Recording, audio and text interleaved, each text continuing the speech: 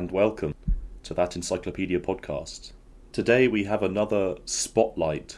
We are going to talk about not an article that we've both read in great detail, but one I'm sure that we can find some fuel to carry a half an hour conversation on for sure. We're talking about Geralt of Rivia.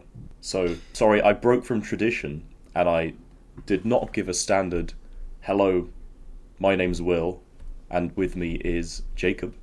And that might be because the true star of today's episode is Geralt of Rivia.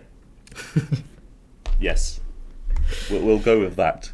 So, if you've not heard of Geralt of Rivia, he is a fictional character, so don't worry if you've not heard of him, fair enough. But you should have heard of him, and now you have.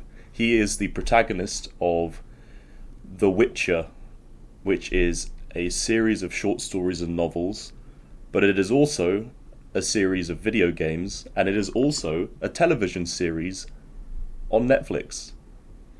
So the world that the character Geralt of Rivia inhabits takes a couple of slightly different forms, and within the last decade, I'd say, has really blown up in popularity to the point that, you know, if you go into some public spaces dressed as Geralt of Rivia, people may actually start to recognize you if you've got a good costume.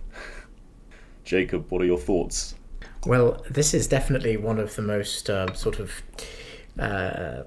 self-serving episodes we've done, I think, but in a good way, because normally we have to... The premise is that we familiarise ourselves with a topic with which we may have some pre-existing knowledge, but in general the article carries the discussion, and in that sense it's not so much a discussion of the topic itself, but on rather the quality of the article and its ability to inform us as educated but otherwise ignorant laypeople about whatever is under discussion. But in this case, the article exists, and that's basically where it ends for us, because I think we're both quite familiar with this character. We've both read the first collection of short stories that was published in English called The Last Wish. We've both played the Witcher 3 video game that was released in 2015. And I think we've both seen at least a bit of the Netflix television show. Is that Yes? Is that true for you? Yes. I'm up to date on that. I have only seen the first season actually, but nevertheless, the point is that we both have some familiarity, and we're both, I think, fans of the character and indeed of the setting and the franchise more broadly. So I'm excited to just be able to improv my thoughts, as it were, Yes. on Geralt of Rivia and the world that he occupies, and the ideas that Sapkowski is able to... Was it Sapkowski? I think Sapkowski is able to channel through them both. I guess the adjective that I would use to describe Geralt of Rivia is... well, if I had to boil it down to one adjective, it might be gruff. Is that fair? If you had to choose one adjective, what would you select? I think that I was thinking of a few, but they weren't really capturing the full sense of him. I mean, he can be abrasive at times, he can be stoic at times, but I think in almost all circumstances, he is gruff. So we'll stick with that. He is an outsider, both socially and physically, most obviously indicated by his kind of snow white hair and beard sometimes as well. He is as a kind of protagonist of a 1990s fantasy setting. Naturally, he is a proficient combatant, fighter, swordsman, basic mage as well. But those are all, I think, superficial to a certain extent. They allow him to move through the world safely and to interact with individuals with whom he otherwise might not have any reason to engage. But I would say that Geralt of Rivia is really a model of that sort of considered, maybe stoic, although not in the kind of strictly philosophical sense, but more in the kind of pop cultural sense, stoic, gravelly masculinity that conveys authority without being overwhelmingly overbearing, for want of a better phrase. I think it's a difficult line to balance, particularly when a character has or in this case his origins in such a kind of stereotypical period for fantasy fiction. But particularly the more contemporary portrayals do a really good job. I'm most familiar with the performance of Doug Cockle, who is the English voice actor for Geralt in the video games. But I think for those of you who have only seen the show, Henry Cavill's performance was inspired quite heavily from Doug Cockle's. So he achieves the same effect. And I think it's a more sort of slightly modernized portrayal of this kind of uber macho character, right? Just to conclude my tangential thoughts here, despite the fact that he is this skilled fighter, unstoppable, subject to mutations and blah, blah, blah, blah, he shows a remarkable degree of sensitivity and emotional intelligence that is refreshing in a genre that so often succumbs to quite basic stereotypes. I think on the idea of stereotypes, he is a character who exists in a setting where stigma is quite a big theme, and being sort of a member of this witchering profession or class even, a lot of his interactions involve, you see him navigating that world with that stigma, and it's hard to say like what causes what, because obviously he is, so in this setting he's a sort of genetically modified, in a crude sense, guy who has some physical advantages that allow him to be able to fight supernatural creatures, monsters like werewolves, vampires, ghouls, all that sort of stuff. And he can only do this to the quality that he can by being one of these witches. And there's like some history in the story about why witches exist and what sort of function they serve to society. But along with all of the other non-human humanoids in the story, so it's got some of the classic fantasy species like elves, dwarves, that sort of thing, and the sort of I guess racism and stereotyping of humans does come up in more than a couple of scenarios. So I don't know. I don't really know where I'm going with that rant. I mean, could you explain to people what actually is a witcher in this context, and why do witches face discrimination in general society? Well,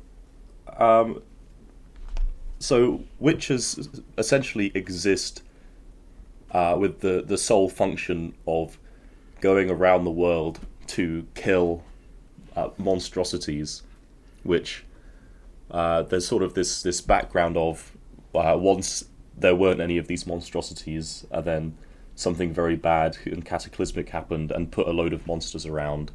And so to deal with that, people used this sort of magic, I guess, to mutate certain people into these sort of superhuman warriors that were capable of fighting and killing the monsters that are everywhere. And so he does fit into that category, sort of at the end of the historical period for witches, because there aren't many witches being created at the time that, sort of he was.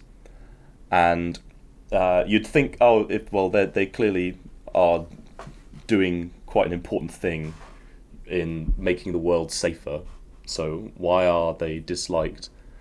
Well, there's a couple of reasons. Firstly, a lot of time has passed, and there used to be a lot of monsters, and there's not so many anymore, so there's a bit less of a need for witches like Geralt.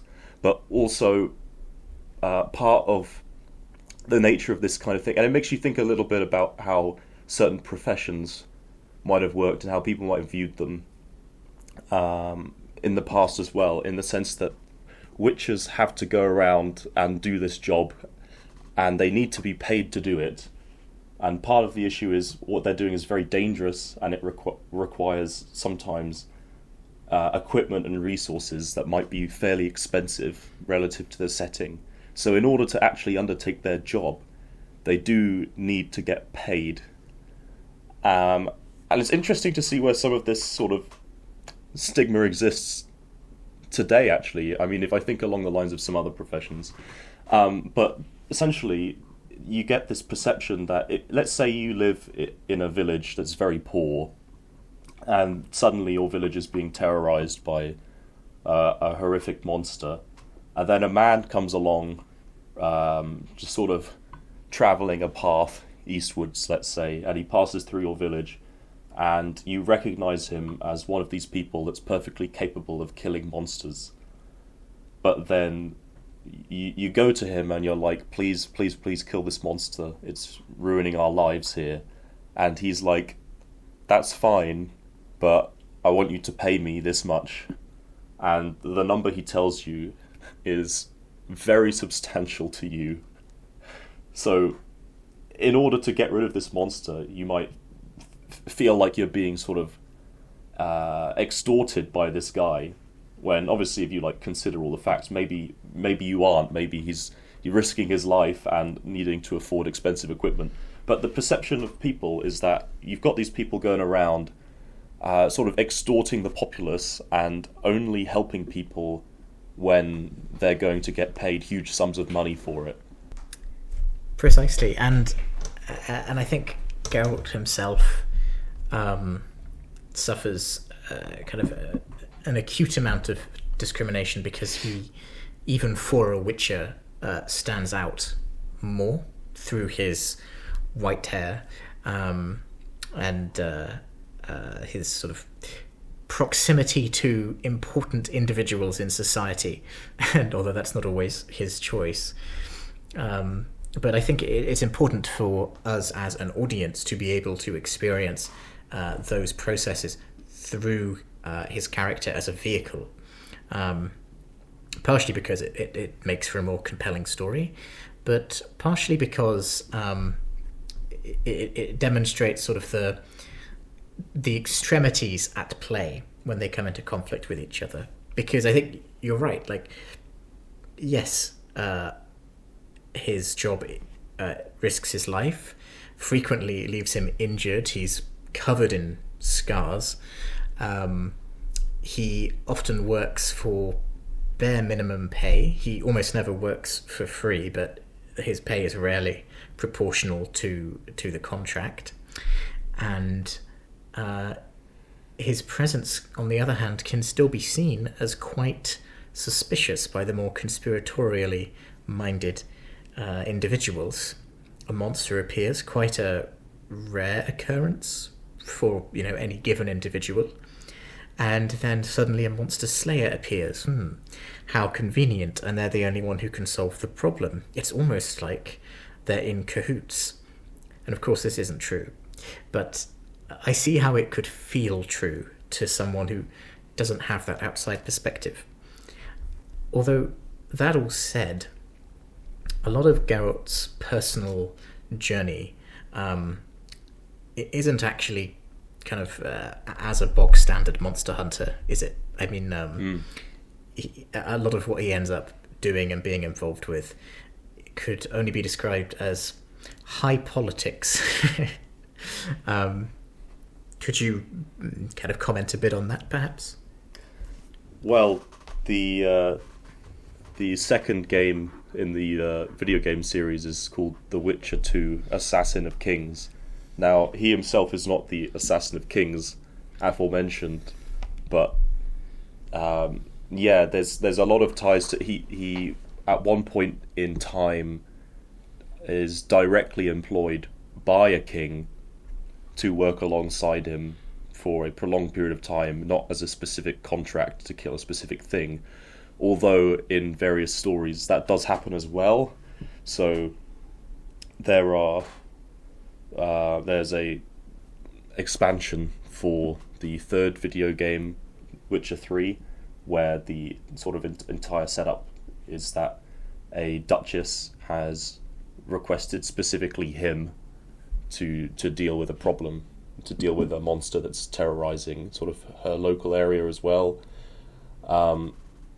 That in itself might not seem like the politics, but that's sort of the gateway to him being sort of surrounded by high status and influential members of society, where he gets involved in various plots and schemes. I mean, you can sort of see why a sort of super soldier who gets extremely close to a number of monarchs in a time of extreme political turmoil might become a target for bad actors, whether they're trying to sort of corrupt him or get him out of the way, sort of thing. And I know there's like some variation in portrayals. Certainly when you're playing a character in a game, you can guide the sort of tone, the sort of interactions that he has like a little bit, whereas obviously you can't do in TV and books. So my perception of the character Geralt of Rivia is actually obviously quite biased, because he is the character, but the character along the lines that I chose to push him. So in that sense, I feel like everyone who sort of plays as him for a bit is going to see him like slightly positively, because he's going to do some things that they would want him to do. And out of interest, what direction did you take your Geralt of Rivia when you were playing the games? Well, I've taken a few different directions because I played the game, the third game, more than once because I really enjoyed it.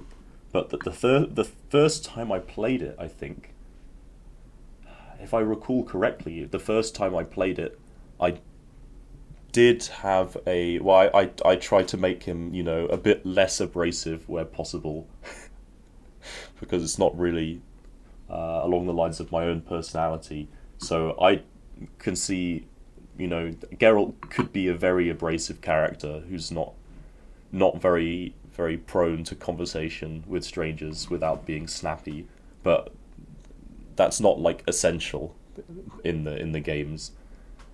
And also in terms of like, you can make some decisions about how you want to interfere with politics, and I do enjoy taking a little bit of liberty there, trying to understand the setting, thinking about what's going on, and whether or not there's some like grand societal benefit to be had by choosing a particular side to meddle on behalf of, because that's certainly big in The Witcher 3.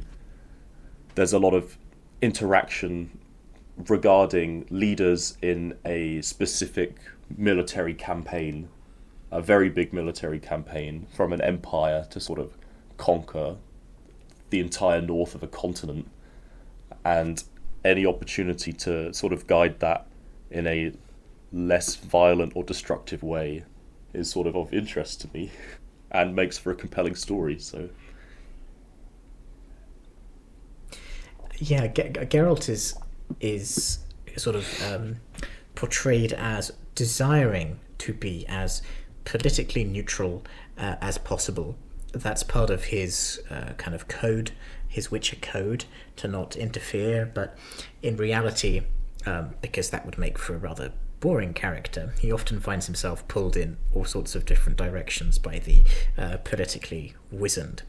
Now, Sapkowski himself has stated that the books are not politically charged in any way.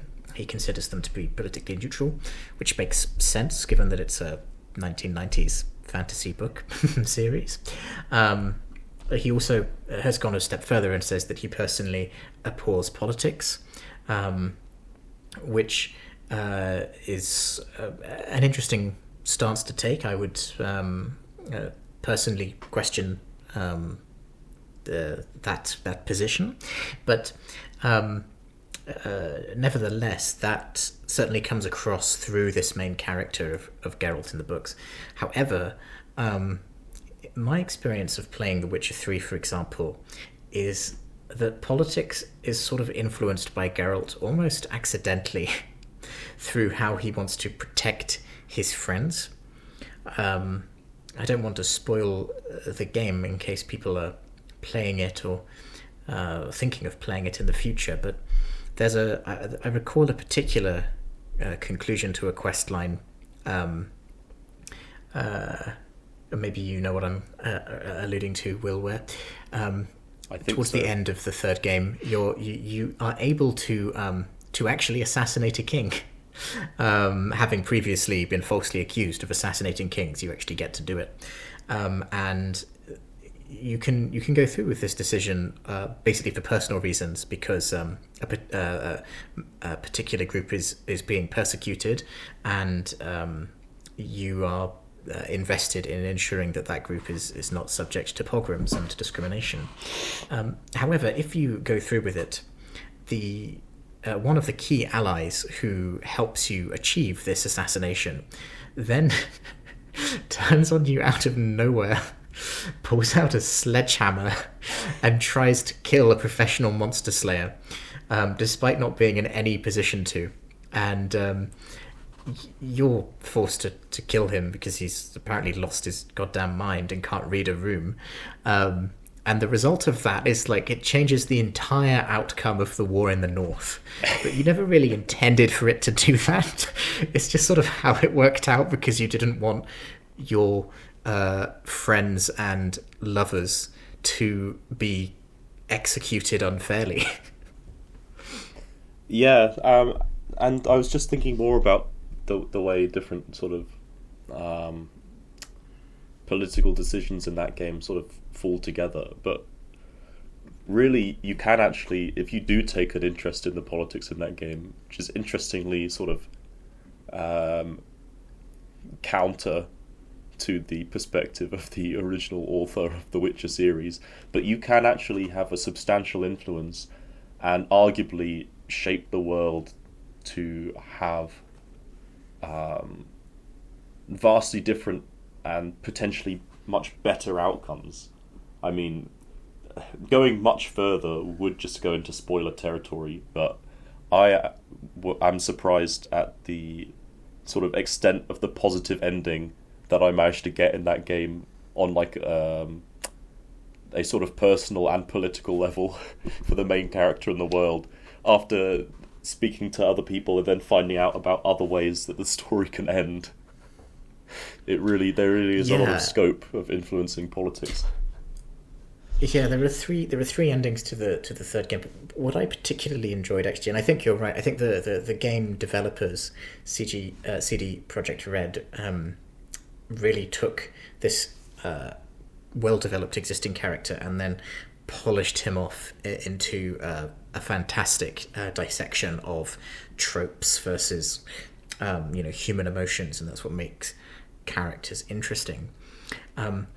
But the only choices that matter, and you make literally thousands, big and small, through your course of playing the game, the only choices that matter with respect to what ending you achieve are the ones that directly involve you interacting with your adopted daughter.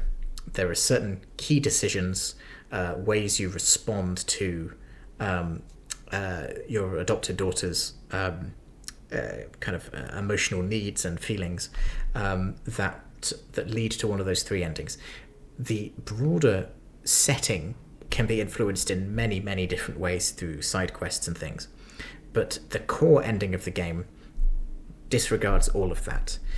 I think it's brilliant, and I'm drawing here from the sort of video essays of a channel called Just Right, and also a game reviewer called Joseph Anderson, who have both discussed this at some lengths. But the game itself presents you in every act with examples of father figures. So, you first meet a character called the Bloody Baron, who has failed as a father and is a very conflicted and deeply complex person.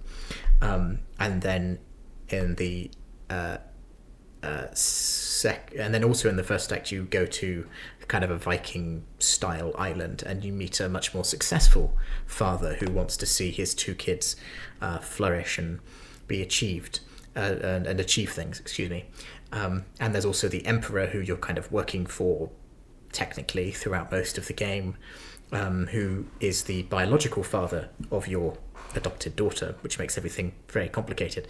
And the game throws all of these father figures at you. Make sure you spend plenty of time interacting with them, and it's not optional, because they are the key figures in the main quest line, so that when you are reunited with your adopted daughter, you can be tested fairly about what you think a father should be. And it doesn't stop you from being like a prat to your daughter, but if you are a prat to your daughter and neglect her needs, then at the climax of her own character arc, when she's most vulnerable, she will fail. But if you don't, she will succeed. And I constantly go back and forth between which is the good ending and which is the middle ending. The bad ending is, not controversial, because one ending feels personally happier, but the other ending is puts a greater degree of trust into your daughter, and you can only achieve, I think, the happy highway kind of ending if you prevent and block your daughter from meeting her actual dad. Whereas if you trust her to do that independently, she independently then chooses to follow a different path, which I think is more mature for both characters, even though it doesn't feel happier to you as a player. And I think that's the point. And if it is the point, I think it's brilliant. It's really a dissection on fatherhood, the main game, alongside everything else, which is a huge theme of not only the game but the show and the books. And I'd sort of completely forgotten that entire side of Geralt in the introduction to this episode, because it doesn't sort of come up in the brief summary of his character, but it is really important because it comes up in the books, it comes up in the games, it comes up in the TV series. Geralt as a father figure, and as a father figure who enters the role sort of unexpectedly and not really by personal choice, but ends up embracing that and actually being quite good at it, arguably. So it's definitely a way. I guess it's used as another mechanism to sort of explore his more emotional side. If he wasn't forced into these sorts of relationships, then he would have an excuse to not really have to be sensitive. But you can't really be a very good father, almost at times pretty much single father, without having the ability to express some vulnerability and some empathy. Yeah, I find it, just on that note, when you mentioned him being a single father, the sort of the role of the motherly figure is complicated Yeah. in all the media. In the game, I find it kind of, to me, like one of the strongest in terms of like the romance subsystem in the game.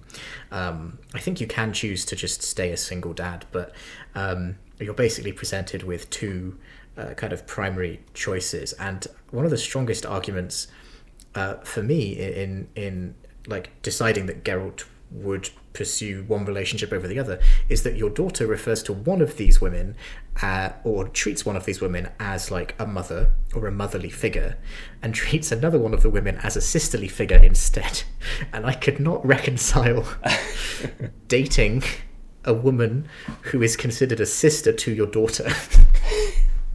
So, makes the choice easy. And on that interesting ending, we're sort of out of time. I'm sure you'll be able to form your own opinion about him, and if you have one already that in any way diverges from ours, or if you want to add any comment, please do. I very much enjoy interacting with the opinions of others on the topics that we talk about. So thank you very much for listening. Thank you, and we'll see you next time.